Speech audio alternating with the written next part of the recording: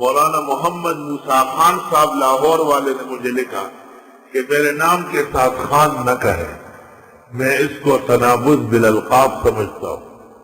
تو میں نے خط لکھا کہ دارالعلوم دیوبند کے اساتذہ مولانا رسول خان اور اس سے پہلے ایک اور مولانا رسول خان ان کے بھی استاد تھے جو شیخ الہند کے بھی استاد تھے، اور میں نے کہا آپ جس مسلک پر فخر کرتے مولانا اشرف علی، اشرف الصوانی میں لکھا ہے کہ جب مولانا اشرف علی پیدا ہوئے تو گلی میں ایک ملنگ آیا، اس نے کہا اس گھر میں بچہ ہوا ہے اس کو اشرف علی خان کہا کرے۔ حضرت تھانوی لکھتے الحمدللہ میں اس خان کی ہیبت اور گرماہٹ اپنے دل میں محسوس کرتا ہوں۔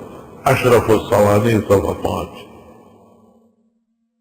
تو میں نے کہا کہ وہ لوگ مت کو فخر کرتے تھے، آپ کیوں تنابز بالالقاب سمجھتے ہیں؟ خان کے معنی ہے دہقان، گاؤں کا بڑا۔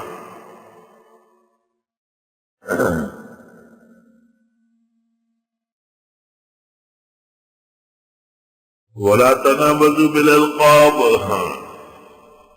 تاش کبرازادہ نے جو کتاب لکھی ہے الشقائق النعمانیہ فی تراجم علماء الدولت العثمانیہ، تاش کبرازادہ جس کی مفتاح السعادہ ہے، اس کی اصل کتاب ہے الشقائق النعمانیہ فی تراجم علماء الدولت العثمانیہ۔ یہ کتاب علامہ آلوسی بغدادی نے دیکھ کر حنفی ہوئے۔ تفسیر روح المعانی صفحہ 26 جلد اول۔ شقائق نعمانیہ میں 264 علماء وہ ہیں جن کے نام میں عزیز خان، بغرا خان، تغرا خان، قائم خان، دائم خان، یہ 8ویں صدی ہجری کے سلطنت عثمانیہ کے مشائخ دین ہیں۔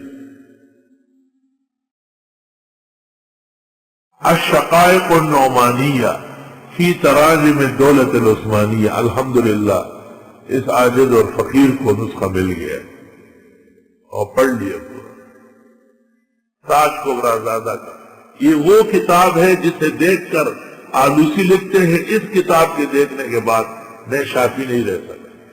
کیا چیز ہے، کیا لال و جواہر ہے جس نے سلطان عبدالحمید خان کے دربار کے مفتی اعظم کو 62 سال کی عمر کے اندر شافی سے حنفی ہونے پر مجبور کر لیا۔